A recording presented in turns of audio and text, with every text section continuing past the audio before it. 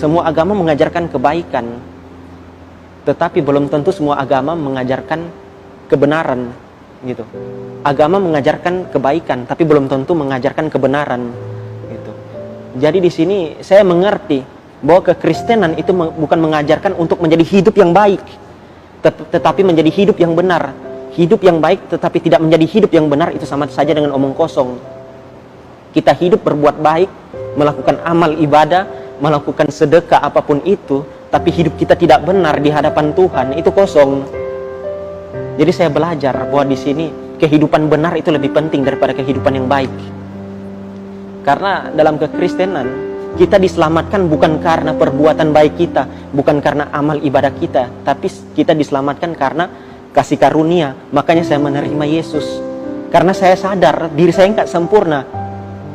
Mungkin ada dosa yang tidak saya sengaja lakukan, iri hati, pikiran apapun yang melenceng dari firman Tuhan itu sudah dosa, walaupun kita nggak sengaja. Makanya saya sadar,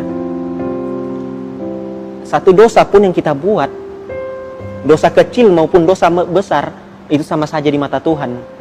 Gitu. Makanya saya takut ketika saya baca di Titus 3 ayat 5. Pada waktu itu Dia telah menyelamatkan kita bukan karena perbuatan baik yang telah kita lakukan,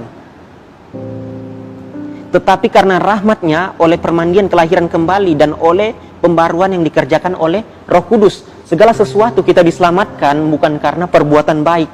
Kita mau usaha, mau mengusaha keselamatan kita, kita mau memanjat untuk masuk surga, Tuhan nggak bisa disogok dengan perbuatan amal baik kita, gitu loh.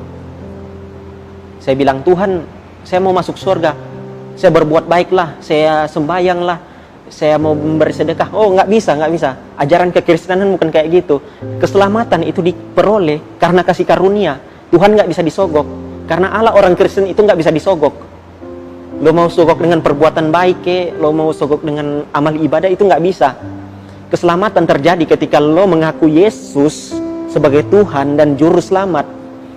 Karena kalau engkau nggak mengaku Yesus sebagai Tuhan dan Juru Selamat, engkau nggak selamat.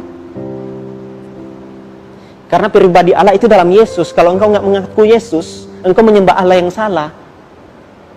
Pemikiranmu terhadap Allah, pemahamanmu terhadap Allah melenceng ke kiri, melenceng ke kanan, bukan Allah yang lurus, gitu. Makanya saya sadar bahwa diri saya nggak sempurna, diri saya nggak bisa dibilang suci lah, nggak bisa dibilang kudus. Makanya saya sadar, karena saya sadar saya menerima Yesus.